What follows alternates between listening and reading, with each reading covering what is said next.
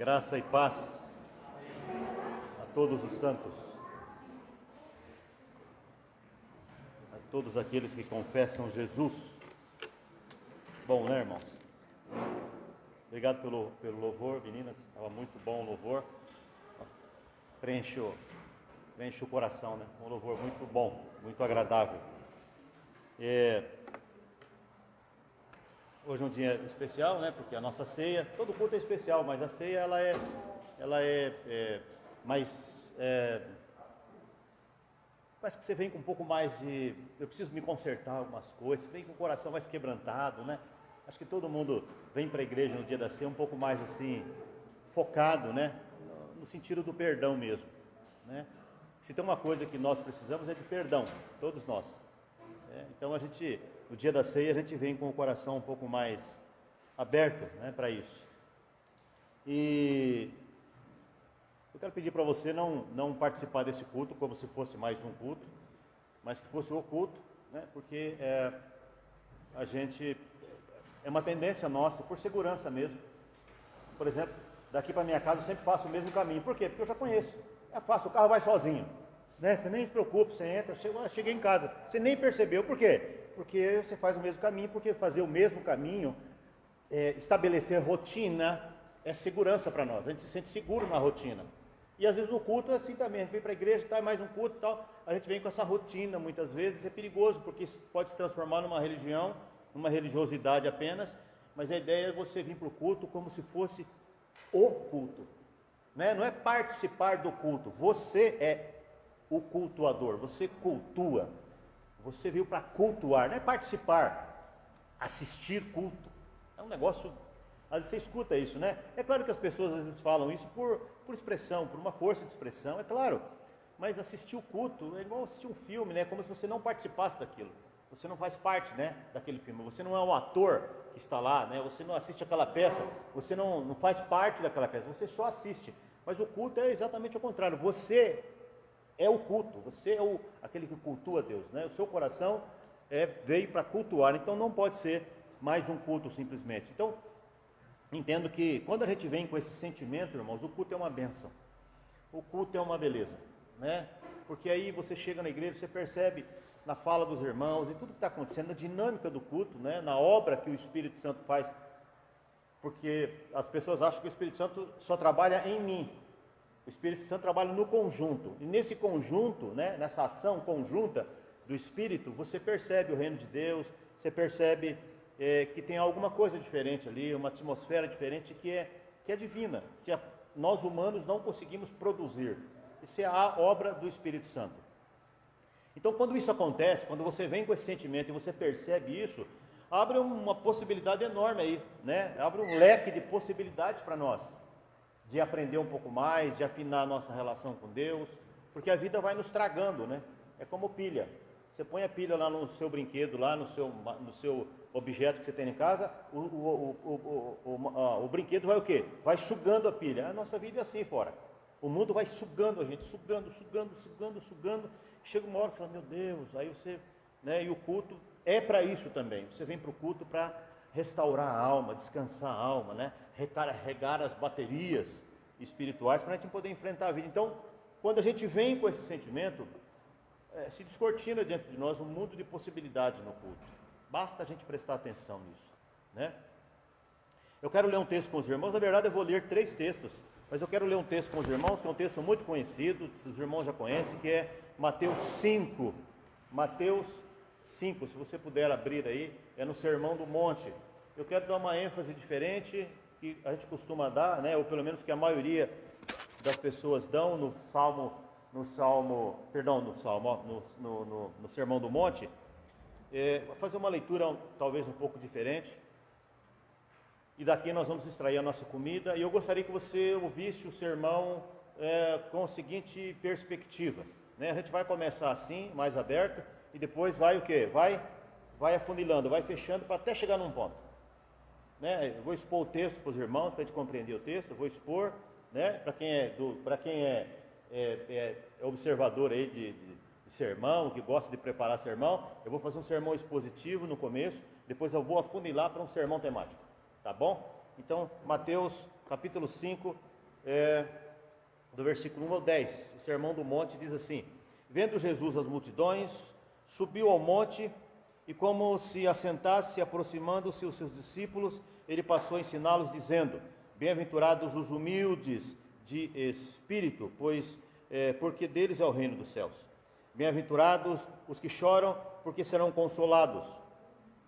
Bem-aventurados os mansos, porque herdarão a terra. Mateus capítulo 5, eu estou no versículo 6 agora, tá? Mateus 5, versículo 6. Bem-aventurados os que têm fome e sede de justiça, porque serão fartos. Bem-aventurados os misericordiosos, porque alcançarão misericórdia. Bem-aventurados os limpos de coração, porque verão a Deus. Bem-aventurados os pacificadores, porque serão chamados filhos de Deus.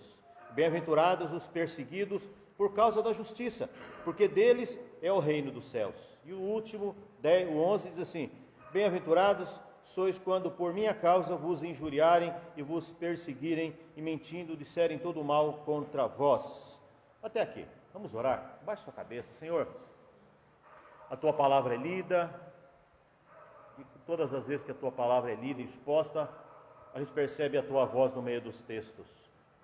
Seja conosco nesta noite mais uma vez, fala o nosso coração.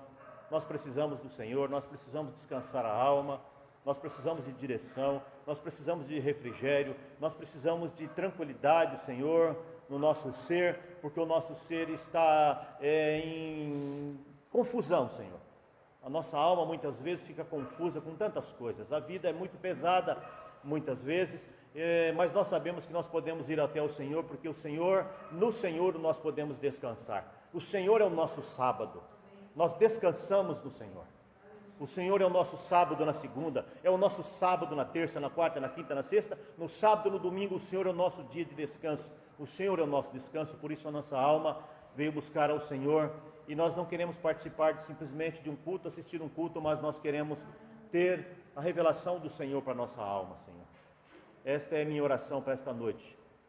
Abençoa-nos no teu nome que é bendito. Amém.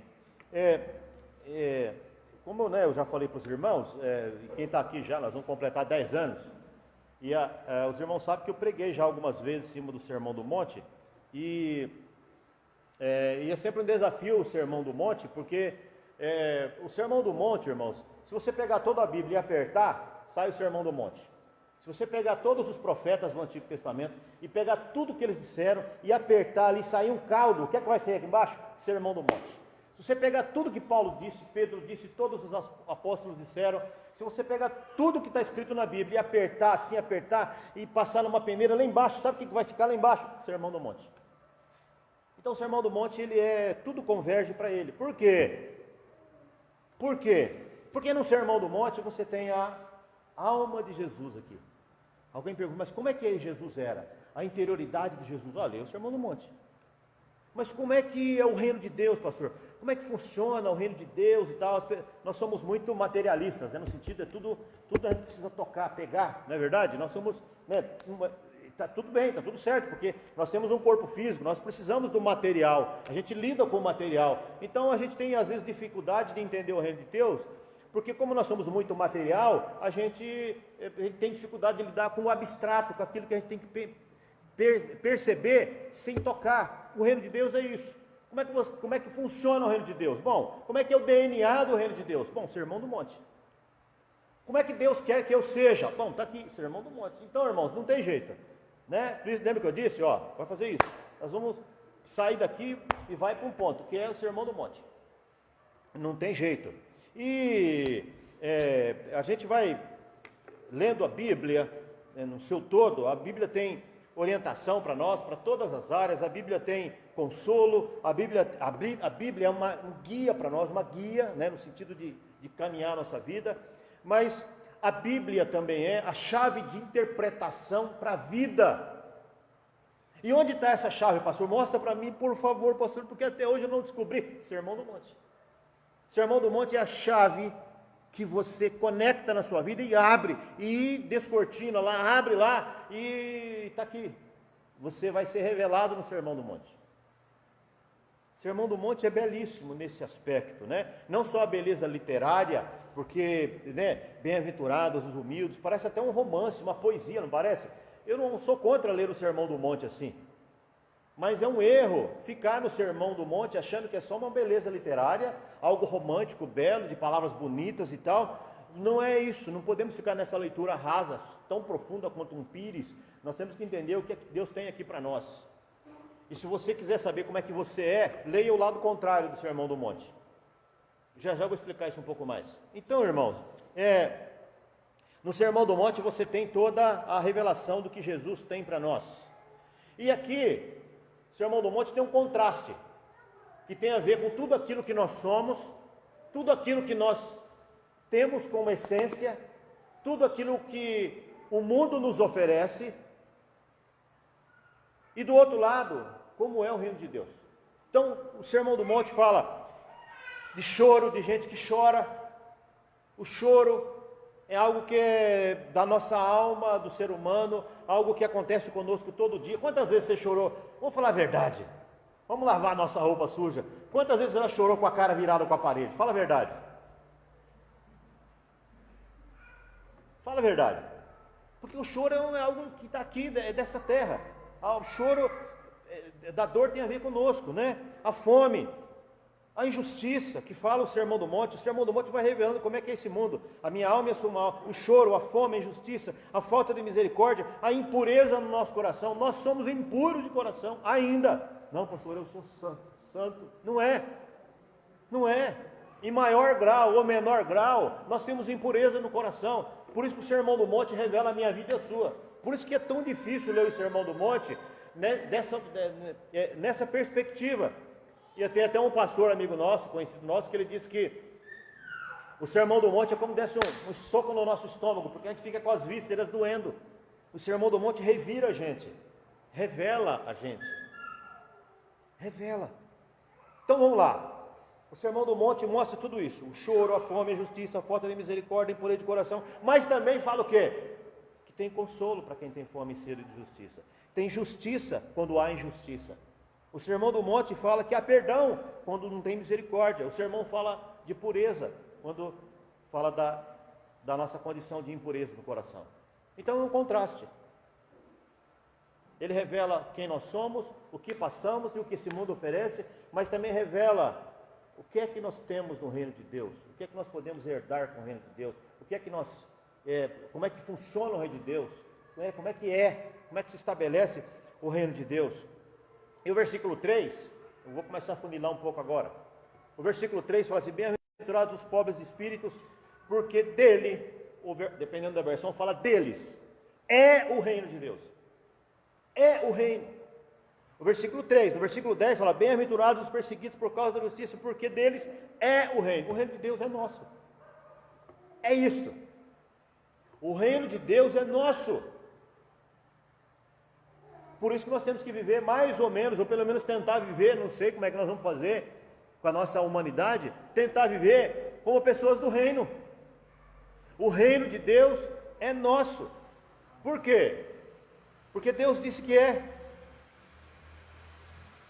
O problema é porque parece que a gente não tem essa percepção. A gente quer continuar vivendo do nosso jeito aqui, com a nossa vidinha aqui, com as nossas coisinhas, as nossas picuinhas, as nossas mazelinhas. A gente se acostumou, irmãos, a viver nesse mundo com um jeitinho muito nosso. E aí a gente não percebe que um reino foi nos dado. O reino de Deus é nosso. Colossenses fala isso, 1,13, que nós fomos transportados das trevas para a sua maravilhosa luz. Nós somos transportados para o reino do Filho do seu amor. Pelo amor de Deus, meu irmão, o reino é seu. O reino é seu. O reino de Deus é nosso. Deus nos deu. E agora eu quero funilar mais um pouco. Mas quem é que domina no reino de Deus?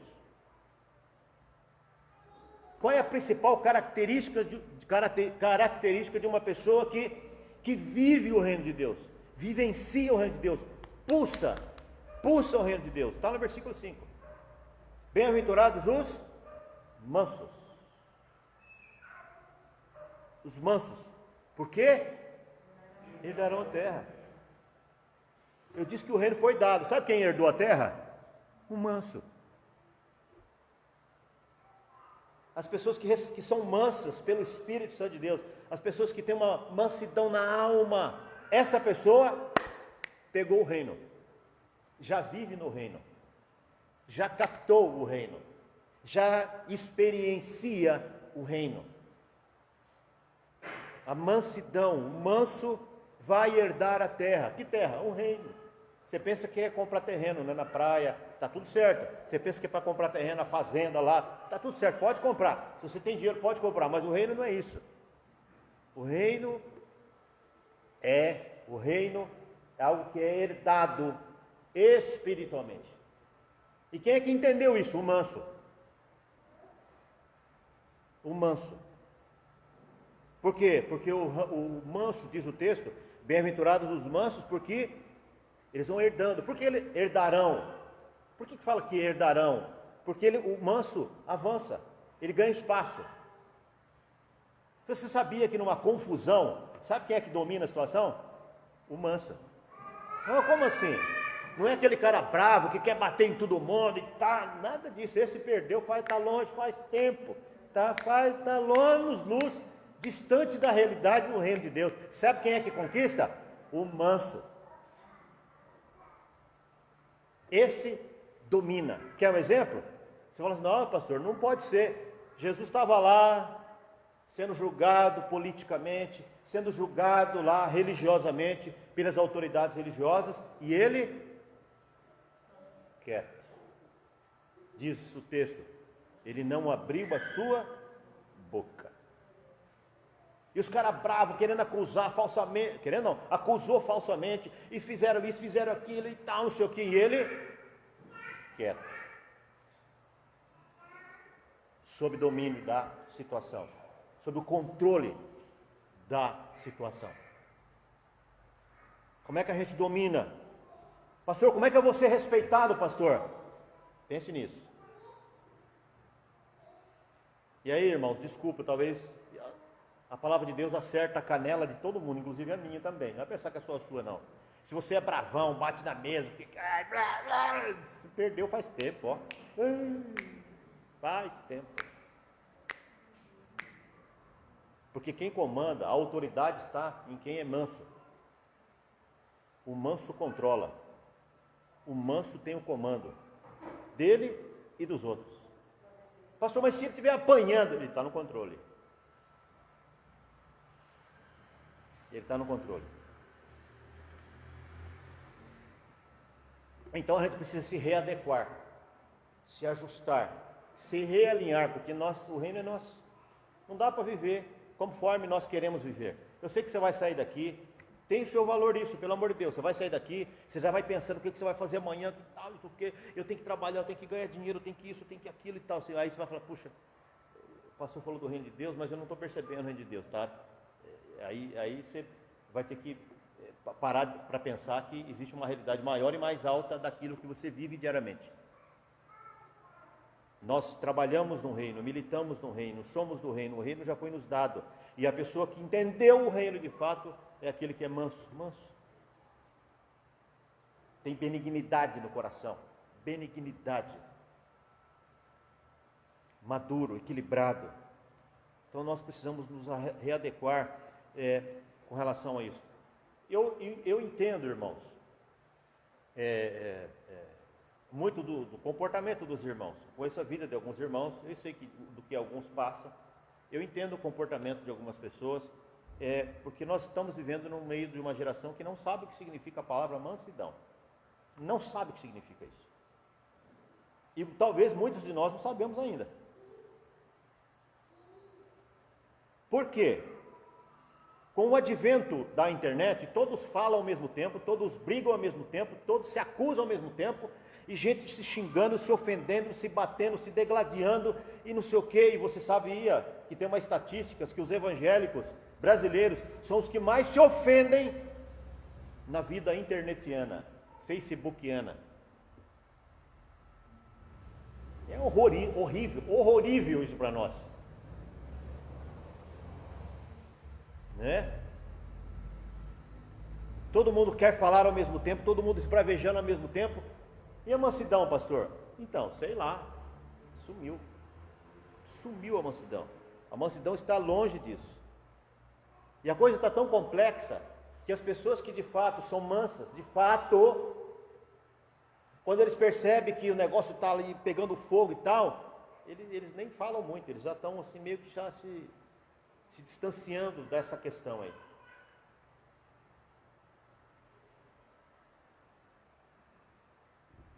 Quando os mansos se calam, presta atenção nisso, só sobra a contenda. Quando os mansos se aquietam, a contenda se estabelece. Porque quem equilibra uma situação, uma família, uma vida, uma igreja, tal, é uma pessoa que tem a qualidade da mansidão, a virtude da mansidão. A virtude da mansidão. Eu quero afunilar mais um pouco. Abra em 2 Timóteo 2,24. Eu não vou falar muito hoje. 2 Timóteo 2:24. Na verdade, o 23. 2 Timóteo, Timóteo escreveu 2 cartas, é a segunda carta, tá bom? Primeira carta não, segunda carta. Segunda carta de Timóteo, eu espero você abrir, não tenho pressa. Não tem nem pressa, fica tranquilo. O importante é você ler isso comigo. Você precisa ler isso comigo. Você tem que ler isso comigo. Com vontade ou sem vontade, até dar vontade, você tem que ler isso comigo. Ah, mas eu não tenho Bíblia, pastor. Faz o olho branco assim, ó. Olha na Bíblia do vizinho. Tem Bíblia lá, mas todos precisam ler. Olho branco, né? Quem já colou na prova na escola, sabe o que eu estou falando. Faz assim, ó. Olho branco. Você olha aquele olhão branco. Nossa, o que aconteceu com esse olho branco? Olha na Bíblia do vizinho. Acharam? 2 Timóteo, capítulo 2, versículo 23. Evite discussões insensatas e absurdas, pois você sabe que elas só provocam brigas. O servo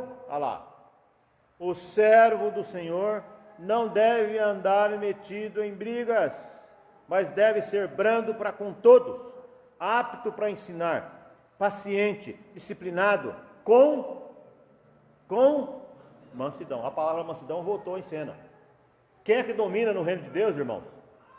O manso. O manso.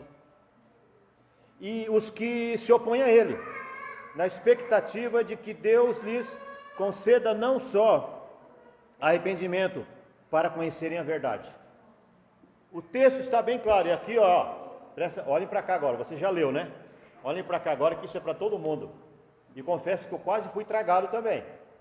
Eu tomei todo o cuidado, fui sugado muitas vezes, puxado muitas vezes para isso, mas eu, graças a Deus, eu consegui dar um passo para trás e falei, não, eu não posso entrar nisso.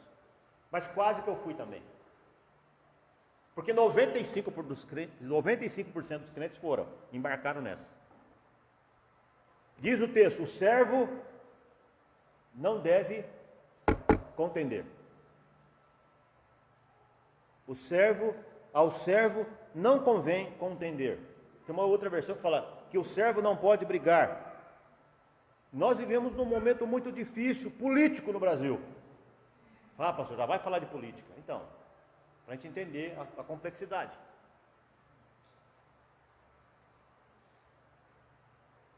Não dá para separar briga de crente por causa de política. Tive que separar algumas. Eu sei que é um assunto delicado, que atinge todos nós, inclusive a mim também. Mas a Bíblia diz que o servo não contende com isso. O servo não pode contender com isso. Não convém o servo contender, brigar, acirrar. Não porque eu sou de esquerda, não porque eu sou de direita.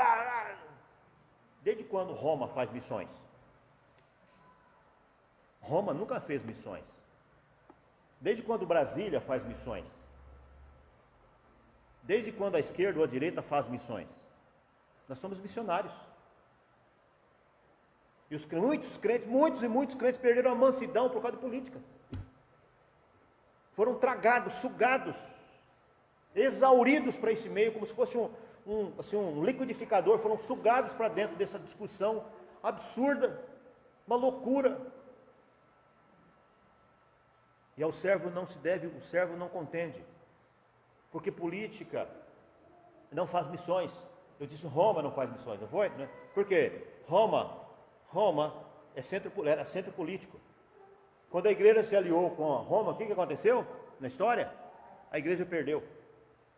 Todas as vezes que a igreja se aliou com política, a igreja perdeu, e perdeu feio. Perdeu feio. A igreja perdeu, a igreja passou vergonha. Nós temos pastores hoje nos tribunais respondendo por causa de uma série de situações políticas. Nós temos supostos reverendos sentados na CPI dando depoimento. Gente crente envolvido com venda de vacina. Que loucura é essa, irmãos? Não dá. Ao servo não convém contender. Vou repetir, Roma não faz missões. Brasília não faz missões. Lula, Bolsonaro não faz missões. Eles não são missionários. Nós somos missionários. Política não tem escrúpulo, nós temos que ter. Na política não há mansidão, nós temos que ser.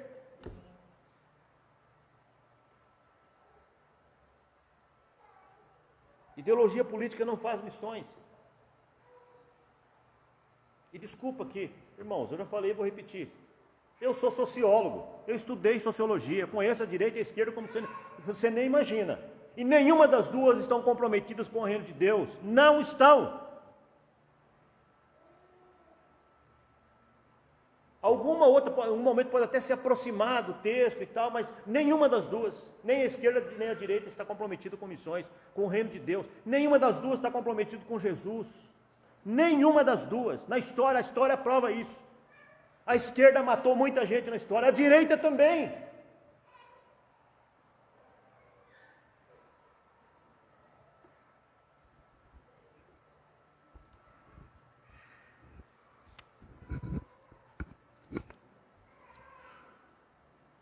Nós precisamos aprender a ouvir o que a Bíblia tem a dizer para nós. Pastor, eu não posso ter minha opinião política? Lógico que deve, eu também tenho. Quem me conhece sabe que eu tenho opinião política. Lógico que tenho.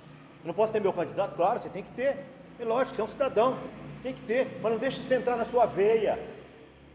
Você é um missionário. Você é um peregrino aqui. Isso não pode nortear a sua vida. Fazer você brigar com um, brigar com o outro, e tal, alfinetar um, alfinetar o outro. Pelo amor de Deus.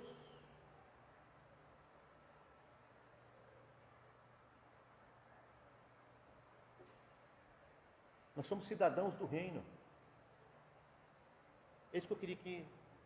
A gente precisa compreender isso. Você é um cidadão do reino. O reino de Deus é seu. Você não é de esquerda nem de direita, você é cidadão do reino. Nós estamos numa outra pegada. Nós vivemos numa outra pegada.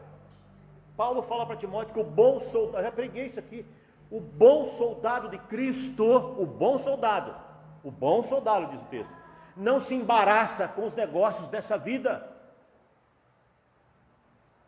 Não se embarace com isso, porque isso vai ferir tua alma, vai fragilizar a tua espiritualidade, sua relação com Deus, você vai perder amizade com pessoas.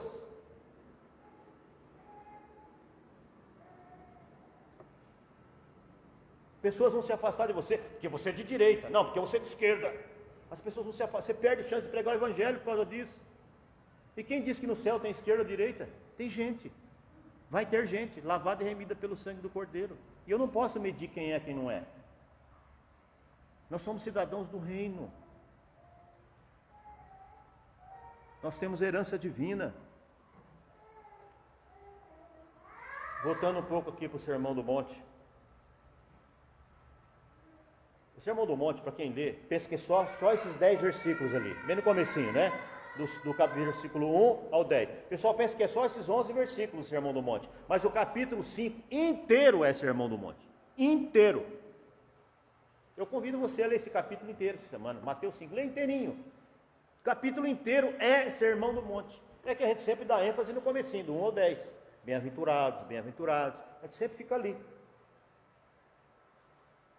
E o que é que Jesus diz no capítulo inteiro? Não precisa me acompanhar que eu vou falar meio rápido. E talvez você não vai me acompanhar. No versículo 13, no versículo 1 ao 10, nós já lemos. Está aqui. Ok? No versículo 13, ele fala assim: vocês são sal da terra. Agora veja, como é que nós vamos ser sal da terra com a dinâmica que nós estamos vivendo? Do jeito que nós estamos vivendo? Nunca. Nunca. Jesus fala no Sermão do Monte, versículo 14: vocês são a luz do mundo. Luz onde?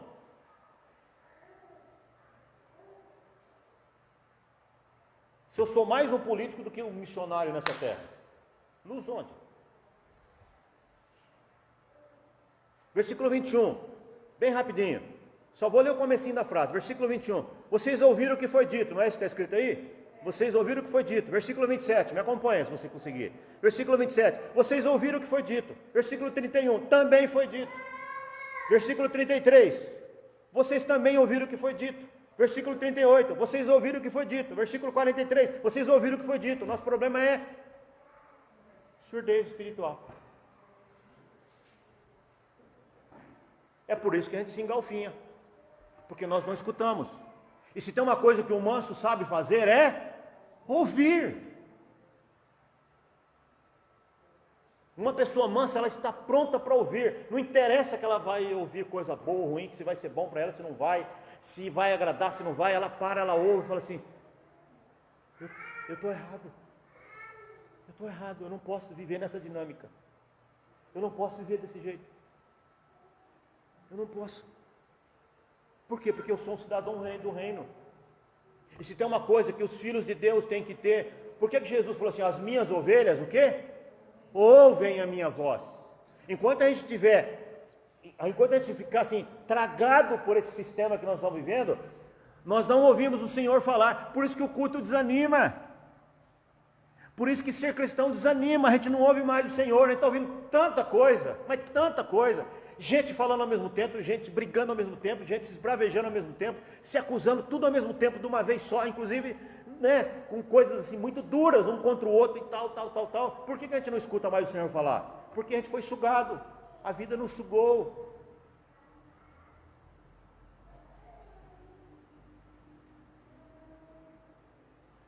Jesus está apelando para os nossos ouvidos. Deuteronômio 6, não precisa abrir.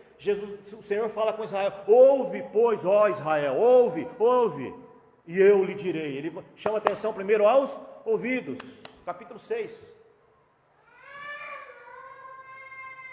Precisamos aprender a ouvir.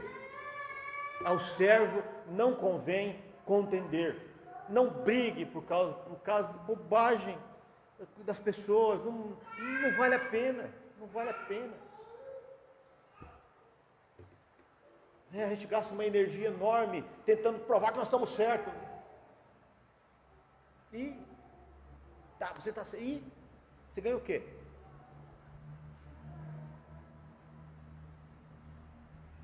Muita política, pouca evangelização. Nós vamos ganhar almas. Mande textos bíblicos para quem não conhece o Evangelho. Gaste tempo com isso. Evangelize as pessoas. Nós precisamos disso urgentemente, irmão. Não é para vir congregar aqui não, as pessoas precisam. As pessoas estão em crise. As pessoas estão doentes. E a gente brigando. Os crentes que os crentes, tudo brigando por causa de política. Pelo amor de Deus. Que mundo nós não vivemos? Ao servo, diz Paulo a Timóteo, não convém contender. E o manso entendeu isso. Que o manso sabe ouvir.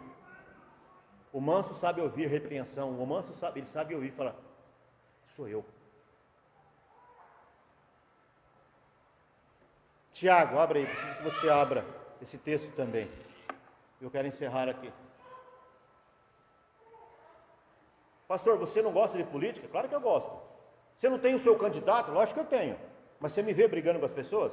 Não, nem vou perder meu tempo. Porque eu sou cidadão do reino. Eu sou cidadão do reino. O reino é meu, irmãos. O reino é meu. Tiago 1,19.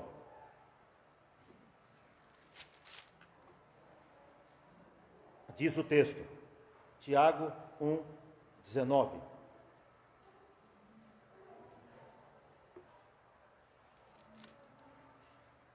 Sabeis estas coisas. Acharam? Sabeis estas coisas, meus amados irmãos. Todo homem, e aqui é pessoa, tanto faz, ser humano.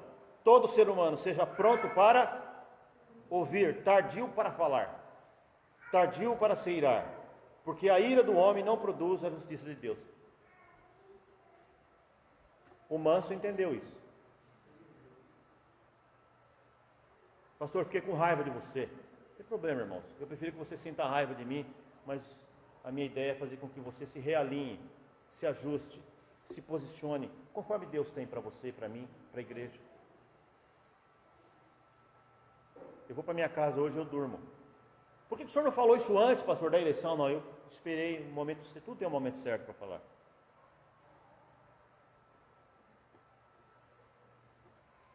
Deixa eu falar uma coisa para você. Olhe para cá. Eu sei de pastores que juntou sua igreja e saiu pelas ruas incentivando os seus fiéis a invadir lugares. Como é que é isso? Como é que é isso? E o rebanho foi. As pessoas foram. Vamos quebrar, vamos invadir. E o pastor, é isso mesmo, em nome de Jesus, vamos derrubar tudo. Meu Deus do céu. Não, porque... Esquecer, perderam o foco completamente. Para encerrar mesmo, quando Jesus foi preso, que o Pedro, cortou a orelha do Malco. Quem já leu esse texto? Jesus olhou para Pedro e falou assim, guarda a espada. Guarda a espada. A minha dinâmica, eu não trabalho assim. Se eu quisesse, eu invocaria uma legião de anjos, isso estaria resolvido aqui agora. Só que eu não vim para militar desse jeito. Eu não vim para ter esse estilo de governo, de contenda, de briga, não vim para isso. Guarda a sua espada. Isso é o reino, irmãos. Isso é o reino. Eu estou com 57 anos. Não parece, eu sei que parece menos. Bem menos. E cada domingo... Dá risada, é? Não, eu me sinto um garoto de 20 anos. 20 anos eu tenho. Aqui a minha cabeça tem 20 anos. Todas as vezes que eu prego como se fosse a última vez. Eu tenho aprendido isso. Porque senão eu não coloco a minha alma no sermão. Domingo eu prego isso, domingo eu prego. Depois eu falo. Não. Eu vou falar disso, é isso. Que agora eu vou para minha casa, eu durmo. Porque vocês agora sabem. Vocês sabem como deve ser. Todas as vezes que eu prego, todas as vezes que eu tenho a oportunidade de pregar, e aconselho os irmãos que trazem a mensagem aqui, faça o mesmo. Se entregue para o sermão. Põe tua alma, teu coração, tuas entranhas, tua intenção, sua oração, põe tudo no sermão e deixa Deus falar o que Ele tem para falar e corrigir a igreja, seja lá quem for. E faça aquilo como se fosse a última vez. Porque pode ser a última vez. E eu confesso a você, se hoje eu for para a glória, eu vou tranquilo, porque eu não devo nada a vocês, exceto o meu amor e minha oração. Eu não devo nada a vocês, porque o que eu tinha de dizer de verdade bíblica, eu já disse. Essa igreja já é madura e sabe disso.